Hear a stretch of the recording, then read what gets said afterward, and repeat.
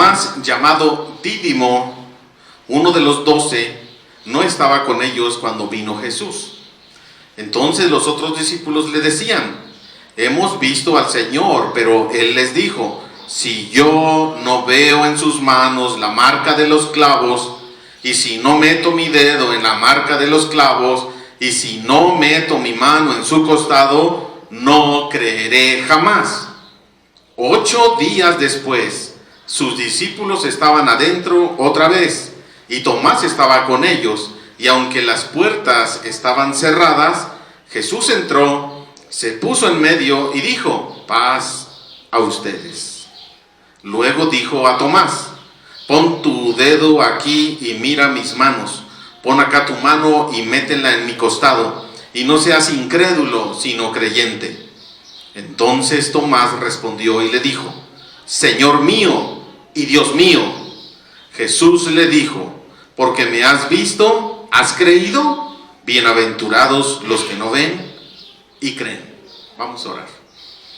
Padre, te damos gracias en esta mañana que nos permites meditar en tu palabra. Ponemos en tus manos nuestras vidas, ilumínanos, Señor, abre nuestro entendimiento, de tal manera, Padre, que podamos entender el mensaje que tú has preparado para nosotros. Que tu Espíritu sea nuestro maestro por excelencia en esta hora, y disponemos, Señor, quitamos todo prejuicio, toda predisposición que nos impida poder acercarnos confiadamente a tu palabra y a tu voz, y a poder escuchar tu voz. Señor, ayúdanos a estar concentrados para practicar todos los días, Señor, los principios que tú nos enseñas a través de tu palabra. En el nombre de Jesús. Amén. Amén, amén. El título de este, gracias. El título de este mensaje del día de hoy es 4 principios de la verdadera adoración. Los 4 principios de la verdadera adoración.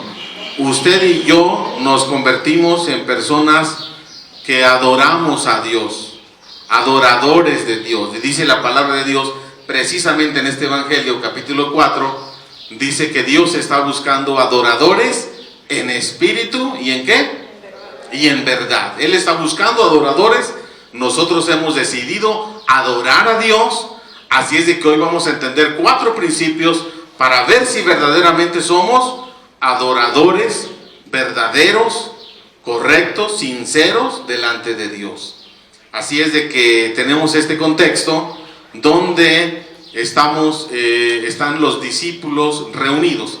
Después de que matan al Señor Jesucristo, lo crucifican, y entonces Él al tercer día resucita, y el Señor Jesús aparece a muchas personas, entre ellas a los 12. Pero algo interesante, dice que se apareció el primer día de la semana. Versículos anteriores a los que vamos a tratar hoy, versículos anteriores, dice que se apareció a los 12 el primer día de la semana. ¿Qué día era? El domingo. Se apareció a ellos, y estando ellos encerrados por temor, se cree que los discípulos estaban atemorizados, porque si habían matado a su maestro, pues entonces ¿qué no harían con ellos? Entonces, de tal manera que estaban ellos con miedo. Pero Jesús se les apareció el primer día de la semana, estando las puertas cerradas. ¿Qué significa esto? ¿Qué significa que estando las puertas cerradas Él se apareció? El cuerpo resucitado del Señor Jesús era un cuerpo como el de nosotros. Era un cuerpo glorificado, pero ya no era como el de nosotros. O sea, usted lo saludaba y pasaba su mano así porque era un holograma, era un fantasma, era algo así. No era de carne y hueso. Entonces, ¿era como el de nosotros o no? Entonces, ¿el cuerpo del Señor Jesús era vapor? ¿Era de carne y hueso? ¿Tenía sangre? Entonces, ¿era como el de nosotros? ¿O sí o no? No. Cuerpo glorificado. ¿Cómo? A ver, descríbeme un cuerpo glorificado. Ya no se enferma, ya no sufre alguna cosa. Pero era un cuerpo como el de nosotros. Nada más que ya no se enferma. Ya no se fatiga, no se enferma, Y cuando dice que las puertas estaban cerradas, ¿qué significa? Que traspasó las puertas. Ay, sí, traspasaba las puertas. Bueno, no lo dice el texto, eso creemos nosotros, que atravesaba las puertas. Y cuando fue levantado al cielo, creemos que el cuerpo glorificado vuela, o se eleva, o tiene las leyes de este planeta ya no funcionan igual, ¿verdad? Se teletransporta. ¿Cómo viaja un cuerpo glorificado? No lo sabemos, especulamos, la Biblia no lo enseña, pero entendemos que era un cuerpo porque le dijo a Tomás, tócame, etcétera, ¿no? Comió con ellos y demás. Entonces cuando comió pescado con ellos, no comió el pescado y el pescado se cayó, ¿verdad? Comió con ellos y estuvo ahí con ellos. Tal vez sí se cansó, no sabemos, pero pues un cuerpo glorificado es como el de nosotros, nada más con otras características que la Biblia no nos enseña muy bien. Podemos nosotros deducir nada más algunos aspectos. Pero el domingo se les presentó con las puertas cerradas y les dijo, aquí estoy yo resucitado. ¿Cuántos discípulos eran? 11 menos Tomás. La primera vez que se les apareció 10, ¿verdad? Eran 10 y entonces todos ellos creyeron y se emocionaron y no estaba Tomás, quién sabe dónde andaba Tomás, pero luego regresa Tomás y le dicen, el maestro vino, se presentó con nosotros. Y ahora sí llegamos nosotros al texto. Primer principio, escúchame bien, ¿eres un verdadero adorador de Dios? Primer principio para ser un buen adorador es que tiene que haber dudas en tu mente y en tu corazón. Si tú no has experimentado la duda, si tú no has experimentado el no creer, jamás vas a ser un buen adorador. No te vas a convertir en un buen adorador de Dios. Todo buen adorador tiene que experimentar la duda, las preguntas, el no creer, la falta de fe, el vacío en su corazón. Tiene que experimentar el temor, tiene que experimentar la duda. Si tú has experimentado eso en tu vida, estás en buen camino para ser un buen adorador de Dios. Tomás, ¿qué le dijeron a Tomás? El maestro se apareció. Es más, Tomás había convivido con Jesucristo, había visto milagros, había visto cómo calmó las tempestades, había visto cómo echó fuera demonios, había visto cómo sanó a los enfermos. Tomás había caminado con Cristo más de 3 años juntos, comían, dormían y él experimentaba la palabra y la enseñanza de Jesús. Y a pesar de eso, ¿qué dijo? Yo no creo que haya resucitado. Tenía dudas.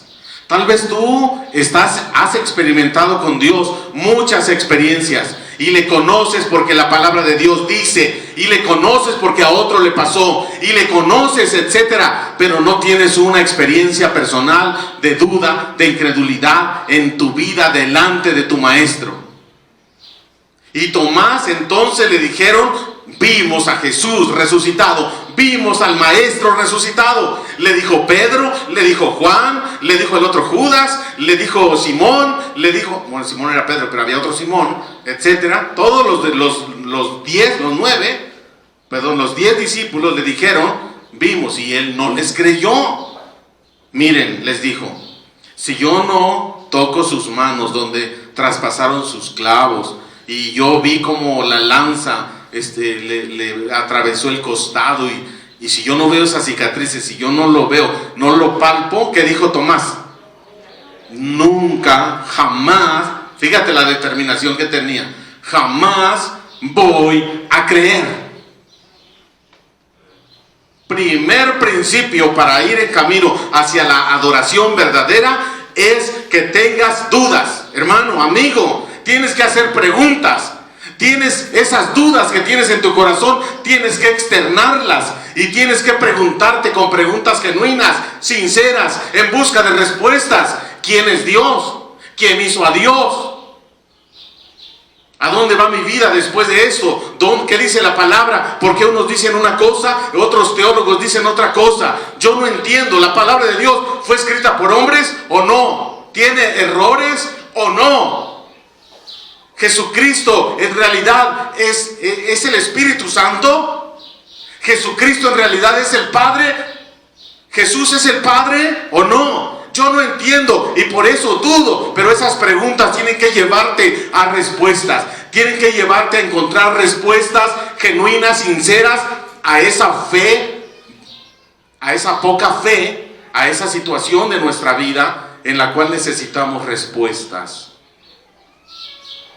Necesitas poner en tela de duda algunos aspectos de tu fe, para que la afirmes, para que entonces puedas tener convicciones verdaderas, para que entonces puedas defender tu fe. Dice el apóstol Pedro que debemos estar listos para responder a todos aquellos que nos pregunten acerca de nuestra fe. Y debemos de dar respuesta y no decir, es que no sé, déjame preguntar. Bueno, está bien, a veces que no sabemos algo, pero las cosas básicas deberíamos de saberlas. Las cosas básicas de la Biblia deberíamos de saberlas. Las preguntas que les he hecho aquí al principio son preguntas para aquellos que leen la Biblia. Debería de leer la palabra de Dios si usted dice creer en Dios. Debería de conocer la palabra de Dios si usted dice creer en Dios. Tal vez tenga poco tiempo y dice, bueno, estoy en eso, pero hay algunos que tienen años y no responden estas preguntas. Y son preguntas básicas. ¿Son preguntas básicas las que les hice o son ya de avanzados? ¿Son de principiantes, de medios o de avanzados? De avanzados, dice Ale. ¿Será? O sea, imagínense ustedes a Tomás, el apóstol Tomás, el que estuvo con Jesús. ¿Qué fue lo que dijo? Si yo no toco, si yo no lo veo con mis propios ojos, jamás voy a creer. Dígame usted, ¿eso es pecado? ¿Eso es pecado? El que usted tenga algunas dudas, preguntas, que usted esté viviendo una crisis familiar, una crisis económica, una crisis de salud y que diga, ¿dónde está Dios? ¿Dónde está Dios? Yo no entiendo por qué suceden estas cosas. Y esté buscando respuestas, esté haciendo preguntas genuinas, no preguntas para hacer polémica, no preguntas para humillar y avergonzar a alguien porque usted sabe mucho, no preguntas porque usted quiere exhibirse y quiere sobresalir y hacer un show, no, preguntas sinceras, preguntas en las cuales usted diga, necesito respuestas en mi vida, necesito saber si verdaderamente Dios existe, si Dios está en mi corazón, si la promesa de Dios de veras la estoy viviendo y estoy viviendo una crisis de fe, estoy viviendo situaciones en las que no entiendo y necesito ayuda. Por lo tanto, no voy a creer hasta que me resuelvan la duda. ¿Es pecado eso? Si usted tiene preguntas, dudas, usted se está convirtiendo en un adorador en potencia, en un verdadero adorador. Segundo lugar, segundo principio, ok, una vez que ya tengo dudas, una vez que ya le dije a todo el mundo, si yo no veo esto, si yo no entiendo esto, jamás voy a creer. El segundo principio es que cuando tú tienes preguntas genuinas y sinceras, Dios se manifiesta a tu vida. Dios responde a tus dudas. El segundo principio es que tenga usted la seguridad de que Dios le va a responder a sus preguntas sinceras y genuinas. Todo aquel que viene con preguntas, con dudas, con incertidumbres acerca de Dios, Dios responde, es garantía, Dios te va a dar respuestas. Cuando tú estás buscando respuestas sinceras para aprender, para decir, Señor, yo necesito creer, el Señor se va a manifestar a tu vida. Tenlo por seguro. Tenlo por seguro que Él te va a hablar y va a responder y va a satisfacer absolutamente todas tus dudas. Dice que 8 días después de que se reunieron, de que se les apareció el Señor Jesús, el primer día, al siguiente domingo estaban otra vez reunidos, las puertas cerradas, el pasaje que acabamos de leer. Y entonces, ¿quién se apareció? Jesús. ¿Y con quién fue? ¿Fue con Pedro? ¿Fue con Juan? Se acercó a Tomás. Jesús sabía, ¿verdad?, las preguntas y las dudas que tenía Tomás. Jesús las conocía porque Él es Dios. Él conoce absolutamente todas tus dudas. Él conoce todas tus angustias. Él conoce todos tus vacíos. Él conoce hasta los pensamientos más íntimos que usted pueda tener. Él lo sabe. Sabe tu práctica, sabe tu pensamiento, sabe absolutamente todo de ti. Así es de que no quieras ocultarte. No quieras decir, hacer como que Él no sabe. Él sabe todo. Se acercó a Tomás y le dijo: Tomás, ven. ¿Cómo creen que estaba Tomás? Dios se va a manifestar a tu vida. Dios se va a manifestar. ¿Tienes dudas? ¿Tienes preguntas? Porque Dios quiere darte respuestas. Porque Dios se quiere revelar a tu vida. En lo personal. En lo personal. En lo íntimo. Dios quiere darse a conocer a tu vida. Y quiere decirte realmente lo que Él es, cómo es y qué es lo que quiere de ti. Se va a revelar a tu vida. ¿Tienes dudas y preguntas? Porque un día Jesús va a venir a tu vida y te va a dar las respuestas. Tomás, ven. Toca mis manos. Toca mi costado. Deja tu incredulidad a un lado. Y cree en mí. ¿Usted tiene alguna duda en lo personal con respecto a Dios? ¿Tiene preguntas? ¿Tiene temores? ¿Tiene incertidumbres? ¿Qué cree? Que Dios está aquí para dar respuesta a esas inquietudes que usted tanto tiene. ¿Y qué va a ser de mi hijo? ¿Y qué va a ser de mi matrimonio? ¿Y qué si me corren del trabajo? ¿Y qué si me enfermo de COVID? ¿Y qué si tengo una enfermedad grave?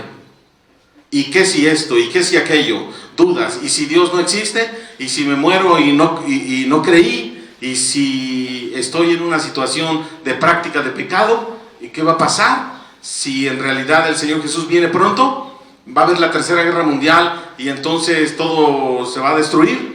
Van a ser cielos nuevos y tierra nueva. Yo estaré con Él por toda una eternidad. O así como llevo la vida, pues así como va mi vida cristiana, ni aspiro poder estar en la vida eterna, ¿o sí?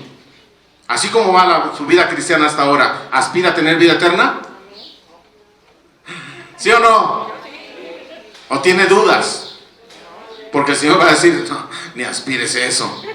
Te va a resolver la duda, ¿eh? El Señor hoy te va a resolver la duda. Ni aspires. Así como llevas tu vida cristiana, no creo. Hay dudas en nuestra vida porque Dios quiere revelarse, manifestarse, venir y darte las respuestas que tanto estás buscando. Si tú estás buscando con sinceridad respuestas. Jamás te vas a quedar una persona en este planeta, en este mundo, con preguntas acerca de cómo creer y confiar en el único Dios verdadero. Dios es justo. Así es de que Tomás, temblando, ahí estaba. El segundo principio es que si estás con preguntas sinceras, Dios se va a revelar a tu vida. Y entonces cuando Dios se revela a tu vida, estás a punto de convertirte en el gran adorador que pueda existir en este planeta. Cuando tú tengas preguntas, que es el primer paso para los adoradores, cuando Dios se manifieste en tu vida, no tienes otra opción más que ser un verdadero adorador o un falso adorador. ¿Qué hizo Tomás? Tercer principio. ¿Qué hizo Tomás? Cuando Dios se revela a tu vida, Él pide o demanda una respuesta tuya. ¿Ya resolviste tu duda? ¿Ya te diste cuenta de quién soy yo? Dice el Señor. Ahora espero algo de ti. ¿Qué hizo Tomás? En primer lugar, dijo dos frases, dos palabras. Bueno, dos frases. La primera, ¿cuál fue? Señor mío. ¿Qué significa eso? Tú mandas. ¿Tú mandas? mi Señor. ¿De quién es el Señor? Es el Señor de Tomás. Pero yo pregunto, ¿es tu Señor? Señor mío. Cayó de rodillas y dijo, Señor mío, tú mandas, yo soy tu siervo, tú mandas, yo obedezco, tú gobiernas, yo soy el gobernado, tú eres mi dueño, yo te pertenezco. Eso es una realidad en tu vida. Eso es un verdadero adorador que se convierte. El tercer principio es que haces a Dios el Señor de tu vida. Un verdadero adorador hace a Dios el Señor de su vida.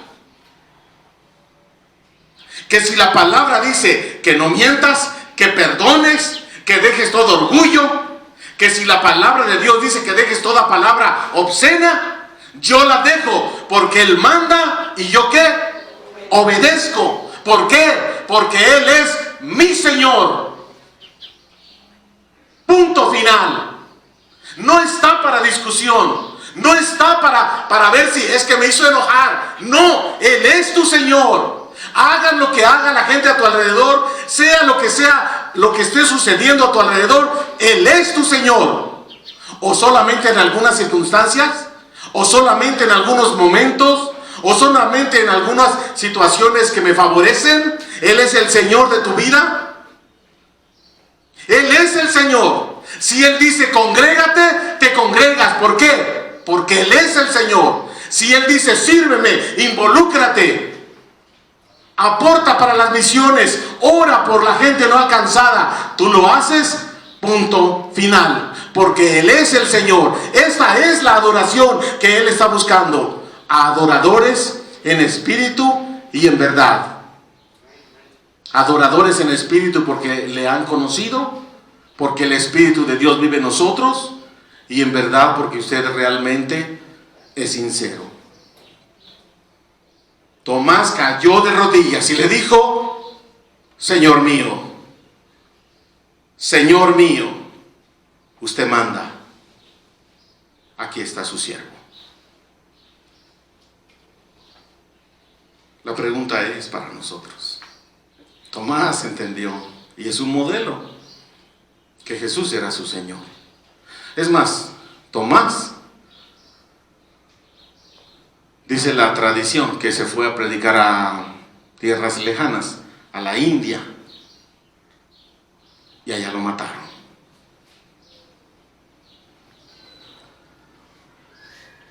Con una espada o con una lanza lo atravesaron porque no estaban de acuerdo en que él estaba predicando a Jesucristo. Y por allá están sus restos, en la India. Cuando usted vaya a la India, diga, ¿dónde está la iglesia de Santo Tomás? ¿No? Allá están sus restos. Porque se convirtió en un verdadero adorador e hizo a Jesucristo el Señor. El Señor, fíjate nada más, el Señor, Él manda y yo obedezco. Antes de los privilegios, antes de las bendiciones, antes de todo eso, está mi rendición a Él. Mi rendición en mi carácter, mi rendición en mi mente y todas mis fuerzas y toda mi mente y todo mi corazón. Dice, yo tengo que amarlo a Él. Y esto es la verdadera adoración. Pero no solamente se queda ahí. Porque una vez que tú estableces a Dios, a Jesucristo como el Señor de tu vida, una vez que Él es el Señor de tu vida y que tú escuchas su voz y que tú obedeces al Rey, obedeces a tu Rey, obedeces a tu Señor, fíjate lo que viene después. También lo reconoció como que, es más, la palabra adoración, ¿qué significa? Reconocer. Adorar a Dios es reconocer lo que Él es, reconocer lo que Dios es, que es el Señor de mi vida, el Señor de mi vida. Pero no solamente Tomás lo reconoce en esa espera, lo que Dios espera de nosotros para convertirse en verdadero adorador, no es simplemente, ay, tengo dudas, Dios se va a manifestar. Cuando Dios se manifiesta, cuando Dios se revela, cuando Dios te da a conocer lo que Él es, entonces Él espera respuesta tuya. Y la primera es que Él quiere establecerse como el Señor de tu vida. Y en segundo lugar, ¿qué más le dijo Tomás? En cuarto lugar, el cuarto principio es la identidad. Que Él es el Dios de tu vida. ¿Qué significa ser Dios mío? Señor mío, ya vimos, ¿verdad? Él es el Rey, Él es el Señor, Él manda y yo obedezco. Pero ¿qué significa ser Dios? Él es Dios. Él es mi Dios. ¿Yo soy quién? Él es mi Dios. ¿Yo soy quién? Su Hijo. Su Hijo. Tengo una identidad con Él. Señor mío y Dios mío. Él se hace parte de Él. Dios te recibe, Dios te integra a esa parte de bendiciones celestiales, esa parte del poder divino. Precisamente después de que esto pasa, se van, esconden y dice el Señor Jesús, es necesario que venga sobre ustedes el Espíritu Santo. Pero recibiréis poder. ¿Se acuerdan que hablamos la vez pasada? El Espíritu Santo nos hace parte de, porque Él es nuestro Dios. Si es nuestro Dios, tenemos su cobertura. Y la cobertura es el Espíritu Santo. Por eso cuando apagas al Espíritu con tus pleitos, necedades, enojos, envidias, celos y demás, contristas al Espíritu, no tienes la cobertura del Espíritu. Cuando lo estás apagando a través de tu práctica pecaminosa, no tienes la cobertura del Espíritu.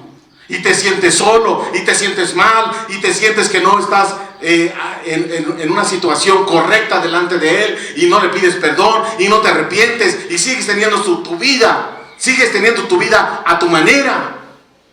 Entonces no tienes la cobertura de Dios. Pero cuando le dices Dios mío, y el Espíritu Santo de Dios te cubre, el Espíritu Santo por eso dice que te sumerge, te bautiza, ¿sí o no? Te bautiza con el Espíritu Santo. Y entonces tu vida tiene esa cobertura, esa bendición. Eres mi hijo, nadie te podrá arrebatar de mi mano, dice el Señor Jesús. Juan capítulo 10. Nuestro Dios nos está diciendo que Él es el que se va a encargar de nuestra cobertura, de nuestra bendición, de nuestra prosperidad. De acuerdo, dice el apóstol Pablo, que en todo estés siendo, si es Pablo, bendecido, o Santiago, conforme es prosperada tu alma. Que en todo seas prosperado, así como prospera ¿quién? Tu alma. O sea, que seas prosperado en el trabajo, que seas prosperado en tu familia, que seas prosperado en tu salud, así como prospera ¿qué? Tu vida espiritual. Tu vida espiritual, porque es lo más importante. Así como estás conociendo de Dios, de su palabra, grupo familiar, niveles de capacitación, los domingos de la prédica, los miércoles de estudio bíblico, y cada vez que tengo yo a mi mentor y le pregunto acerca de la palabra de Dios, de cómo crecer, de cómo orar, todo esto es alimento espiritual. Y en esto es el conocimiento de nuestro Dios hacia nuestra vida, y esta es la cobertura que Él nos está dando para que nosotros tomemos buenas decisiones, para que nosotros no seamos defraudados, para que nosotros no estemos ahí en situaciones de malas decisiones equivocadas en la familia, en los negocios, en la escuela y demás cosas. Que seas un hombre, una mujer sabia, sabios en todo sentido, servidores que le hemos hecho a Dios el Señor de nuestra vida. Somos servidores en la iglesia porque hemos entendido que lo que Dios nos ha dado tenemos que también dar a otros. Servidores. Un cristiano sin estar involucrado en un servicio es un cristiano que solamente está ahí calentando una silla, calentando una banca, porque no quiere someterse a Dios, no quiere obedecer a Dios, quiere hacer su santa voluntad. quiere seguir su vida a su manera. Hasta ahora ha tenido su vida a su manera y déjeme decirle, las cosas le han salido mal. Sométase a Dios, sírvale a Dios, involúcrese en la obra de Dios para que no esté criticando, para que no esté diciendo aquellos y esto no me gusta. Incluso he escuchado a personas en la iglesia, en la mejor iglesia que existe en el mundo, Unifam Coacalco, he escuchado a personas que dicen, yo nada más llego al sermón porque la alabanza no me gusta. Me quedo así. ¿No te gusta la alabanza? ¿Cómo? ¿En qué cabeza cabe pensar que la alabanza es para mí? Yo no soy un adorador. Entonces, cuando los cristianos que no sirven son los primeros que están criticando cómo se hacen las cosas, cómo se toman las decisiones, aquí en la iglesia o fuera, en tu casa y en otros lugares, los primeros que comienzan a criticar son los que no están haciendo nada. No saben, no se involucran, no experimentan, no saben lo que cuesta. Llegamos a la iglesia, a un lugar aseado, limpio, con una banca limpia, sanitizada. Pero ya otros vinieron horas antes, desde un día antes, a limpiar. Los sugieres estuvieron llegando aquí a tener un devocional temprano para ponernos en las manos de Dios. Pero algunos que llegan tarde al culto y llegan a criticar. Eso es hacer a Dios el Señor. Eso es un adorador. Cristianos que no quieren involucrarse, que no quieren llegar temprano. ¿Qué involucra ser un servidor? Los niveles y desafíos de capacitación. Los niveles de capacitación. ¿Qué involucran? Compromiso, desafíos. Por eso se llaman desafíos.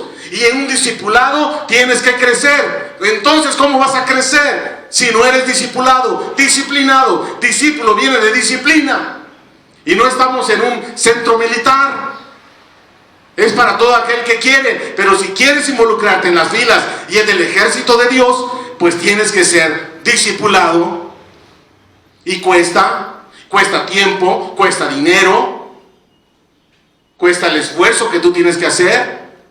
Todo cuesta, pero es el servicio que le estamos dando ¿a quién? A nuestro Señor. Porque Él manda, yo obedezco. Porque soy su hijo y tengo esa cobertura. Si el Señor me está diciendo que lo haga, lo hago. ¿Por qué? Porque la otra parte es que si soy su hijo, el primer mandamiento es amar. Amar. Adoradores que no aman a Dios. Qué difícil. Cuando el Señor Jesús estuvo aquí en el planeta y entró a las sinagogas, entró en el templo y vio a aquellos que estaban bien vestidos, limpiecitos, planchaditos, y les dijo, por fuera están muy limpios, pero ¿dónde dejaron la misericordia? ¿Dónde dejaron la verdad? ¿Dónde dejaron la honestidad? ¿Dónde dejaron el ayudar a las personas? Al contrario, abusan de las personas. ¿Dónde están? ¿De qué sirve estar bien arregladito si su corazón está podrido? El involucrarse es amar. No puedo involucrarme en un servicio de mala gana, con una mala actitud, porque quiero pasar al nivel 4, porque me lo están exigiendo en la iglesia. Voy a involucrarme y voy a tener un discípulo y voy a tener un mentor y voy a predicar la palabra porque amo a Dios. Porque amo a Dios. Dios amó al mundo. Yo también tengo que amar al mundo. Dios perdonó al mundo. Yo también tengo que perdonar al mundo. Porque amo a Dios. ¿Qué es lo que te motiva entonces el venir aquí? ¿Qué te motiva a ser un adorador? ¿Qué te motiva a ser un cristiano? Si no es el amor, primer mandamiento, amarás al Señor con todo tu corazón, con toda tu alma, con todas tus fuerzas, con toda tu mente. Amar. ¿Por qué voy a amar? El amor se demuestra a través del servicio y todo va vinculado. Porque Él es el Señor, Él es mi Señor y Él es mi Dios. Él es mi Señor y yo soy su hijo.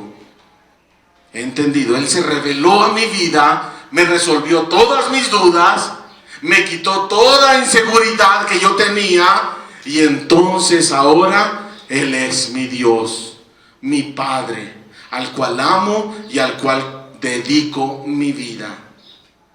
Esto es ser un cristiano. Entonces las personas a tu alrededor sabrán que Dios tiene poder. Las personas, vecinos y amigos que te conocen cómo eres mal hablado, cómo eres de violento, cómo eres de alcohólico, cómo fumas y demás, se van a dar cuenta que Dios es un Dios de poder, que es un Dios que transforma vidas, que es un Dios que verdaderamente en serio toma en serio a aquel que le hace preguntas, a aquel que tiene dudas y viene a Él con sinceridad, se manifiesta, pero Él espera una respuesta. Establecerse como el Señor de tu vida y como el Dios de tu corazón, para que tú puedas entender cuánto te ama Dios, para que tú puedas comprender cuánto cuidado tiene Dios todos los días de ti, para que tú puedas asimilar que aún dormido Dios te está cuidando y bendiciendo, que absolutamente no pasa nada a tu alrededor si Dios no lo permite. Si está pasando una dificultad, si estás pasando por una crisis, Dios tiene el control y usted tiene que estar tranquilo, confiado en el Dios en el cual usted puso su esperanza, en el Dios en el cual puso su fe, en el Dios el cual es su Señor y su Dios. Si usted está pasando por una situación crítica, deje que Dios tome el control y usted espere en Dios. Haga lo que tenga que hacer, pero hágalo correctamente, hablando con la verdad, quitando todo resentimiento, toda amargura, todos celos, todo pleito. Deje de andar peleando, ya reconcíliese con usted mismo, con Dios, con su esposa, con sus hijos, y entonces permita que el Espíritu Santo siga haciendo una obra de purificación en nuestra vida. Esto es la verdadera adoración.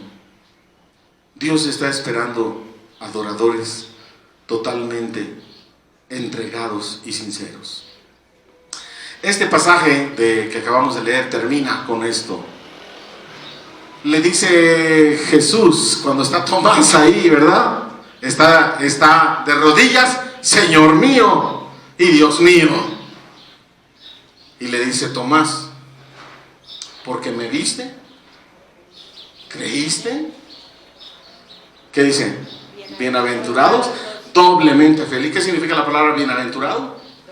Doblemente felices, o sea, más felices que ustedes, apóstoles, más bendecidos pues, son aquellos que no me vieron y creyeron. ¿De quién están hablando? De nosotros. De nosotros. Desafiados. ¿Alguien de aquí vio a Jesús? ¿Tocó sus heridas? ¿Alguien lo vio que entró a su cuarto y estaba el cuarto cerrado? ¿Alguien lo vio elevarse y teletransportarse?